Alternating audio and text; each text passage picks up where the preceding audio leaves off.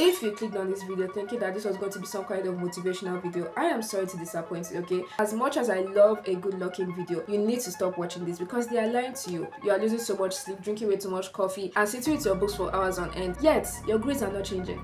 So you go on TikTok and you scroll productively and you consume more and more study tips, yet nothing is changing. And the harsh truth that no one will tell you is that you do not need motivation. Okay, motivation is a scam and you don't even have a discipline problem. What you have is an identity problem. An A+ life cannot be built on the foundation of I'm not just good at this or average is good. So today we are going to be repairing that foundation for real this time. By the end of this video, you are going to stop trying to study and actually start engineering your exams. So today we are going to plan how to brainwash yourself into success, stop being an emotional slave to your grades, and most importantly, use the one thing that you are scared of the most, failure, as fuel for your success. Now, I'm not some guru, I'm not some psychologist, I'm not some teacher, I'm actually a student just like you. So 4 years ago when I transferred schools in SS1, I had a major reality check. Now, art students typically do not like math. I had somewhat of an unstable relationship with mathematics. Sometimes I'll be good at it, sometimes I'll be bad, sometimes I'll be average, sometimes I'll be below average. I had this lack of self-confidence when it came to math and calculation-based subjects.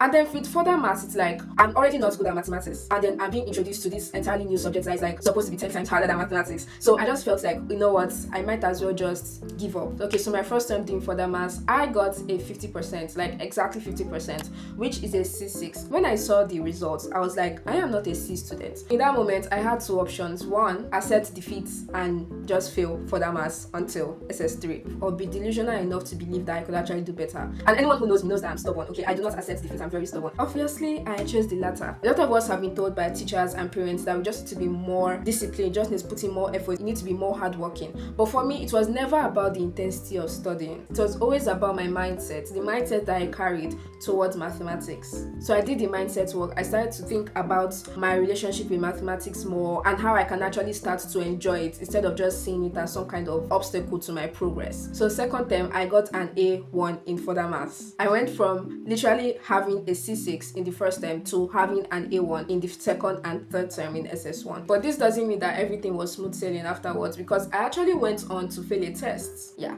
but we're going to discuss that later in the video. Now, most students believe that they are fighting procrastination, lack of discipline, time management, laziness, but really we are fighting ourselves. Now, James Clear, he talks about something called identity-based habits in his book Atomic Habits. He explains that every action is a vote towards the kind of person that you want to become. Now, the truth is that you say that you want an A, but in reality, you think that all you deserve is a C or a D. Until you make the unconscious conscious, it will continue to direct your life and you will call it fate. Now, this is a popular quote by Carl Jung, I don't know. Sorry if I butchered that name. He also popularized a term called shadow work, which is simply your shadow is the made up parts of yourself that you hide out of shame or you have been conditioned to hide. So how does this apply to academics? Well, you see, the education system is broken. Before people come for me in the comment section, I did not say schools are broken or teachers are ineffective. The system is broken. As a result of this very broken system, a lot of us, we leave school having different experiences, and some might even say trauma, that affects not only how we see our academics, but also our whole identity. Now, the whole point of this exercise called shadow work is for you to shine a light on that shame and become more self-aware. You realize that the reason why you don't set huge goals for yourself anymore is because of you're afraid of disappointment, or the reason why you're very hyper independent is because you never had support, and so you don't think that I deserve it. Am I calling out some people? I actually created a free shadow work workbook. It has a lot of prompts, very colorful, and also some steps from this video will also be infused into the workbook. So you can just download it, link is in the description. What we are doing is awareness recognition, which of course is the first step to fixing every problem. You finally realize that you aren't just lazy, you are just afraid of failure. So you stop fighting your mind and actually start reasoning with yourself. But what if I told you that you can do all the healing work, all the journaling, all the therapy, and still not achieve your academic goals? I feel like one of the biggest issues that I have with the personal development space is that mindset is always discussed in this theoretical way. Like, yes, you should believe in yourself, you should love yourself, but what does that actually look like in practice? this. Now, I believe that it really just comes down to 3 things. How you write your goals matters a lot. So don't just say, I want this grade. Instead, you should say, by the end of the term, I'm going to get this grade because of this habit that I'm going to be doing. Then create cues for that goal. This includes like your vision board, reviewing the goal every single day, weekly review. Even the content that you consume can serve as a kind of trigger to remind you of that goal that you have. Secondly, your dialogue. So think about the words that you use to describe yourself and your goals. Are they reaffirming or are they challenging your shadow self? Now, thirdly, your actions. Actions speak louder than words. You say that you believe in yourself, but when it comes down to it, you internalize hate.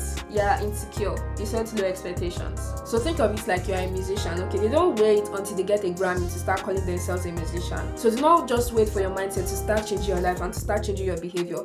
Through your actions, you slowly shape your mindset. Okay, so the truth is that shadow work, identity, mindsets, all of these are very easy to speak about, but they're actually a nightmare to track manually. If you don't have a system or some kind of structure to review your mindset, you easily slip back into C students' habits and behavior by next Tuesday. And this is where 90% of students quit. And that is why I built an actual system for this called the Scientific Habit Tracker. We combined some of the principles from Atomic Habits and a bit of cognitive psychology to create a Notion template in the form of a habit tracker to help you stay consistent with your goals. I put in the locker for you guys, so if you want a proven system at an affordable price to help you maintain consistency, then check the link in the description. And you can also watch the full video where I explained the logic behind it.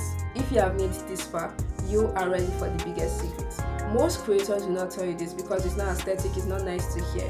But as your internet friend, I will tell you, you need to master the art of detachment. Now, a lot of people say that you need to be more passionate, you need to care more about your goals in order for you to really reach them. But in reality, passion is just the spark. So a lot of students make this mistake, and I don't want you to make it again. We set a very huge goal so that you can show that you aren't a failure and you can actually put in the effort and get your dream grade. But then you don't reach that goal and you're just like, the whole point of this goal was to prove I'm not a failure. I am a failure since I did not achieve this goal. Stop making that mistake. So I already gave a full story time on how I scored a 1/10 in my Follower's test on my personal channel, Notes from Shame. You can go check it out. But the biggest lesson that I learned from it was the importance of building an identity outside of your academics. After I failed that test, I kind of realized how I kind of tied my sense of identity or worth to my grades. So I needed to embark on this journey of self-discovery in a way.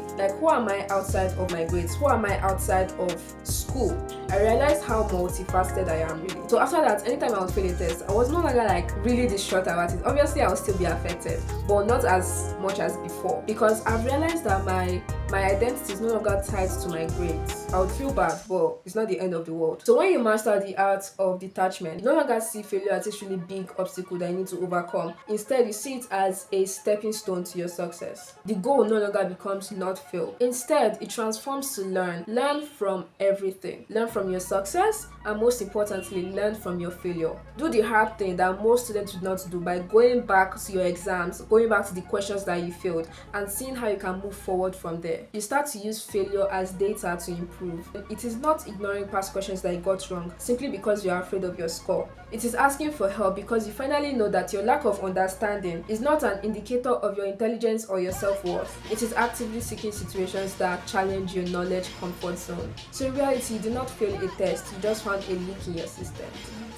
It's all about mindset. So in 3 weeks, I'm actually going to be talking more on how to use failure to engineer your academic success through something called metacognition. It sounds a bit complicated, but I promise you it's very easy and actionable, so just stick around for that. So if you made it to this part of this video, congratulations, you are ahead of 99% of students that would have clicked off because they felt uncomfortable and they felt called out.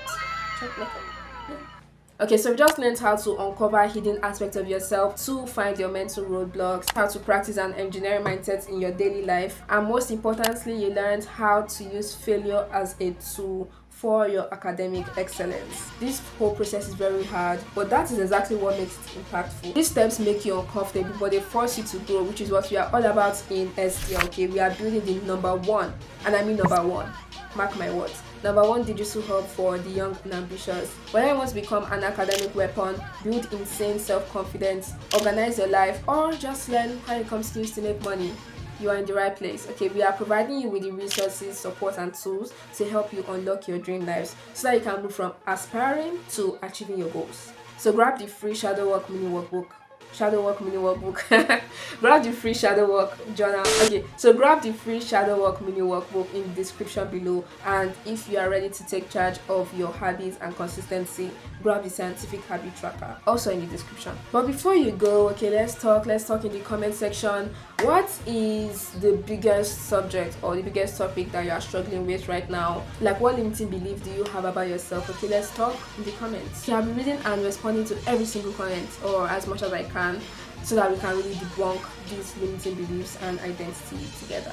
Okay, now that your head is right, the mindset is right, we need to fix your system. Okay, so subscribe so that you don't miss out on next week's episode, which is going to be on how to actually handle these like really scary, bulky, overwhelming subjects, how you can make them more understandable and actually remember it, so you don't want to miss out on the next episode. But in the meantime, if you struggle a lot with thoughts of not being enough, then I need to check this video on the screen for a step-by-step breakdown to deal with those emotions.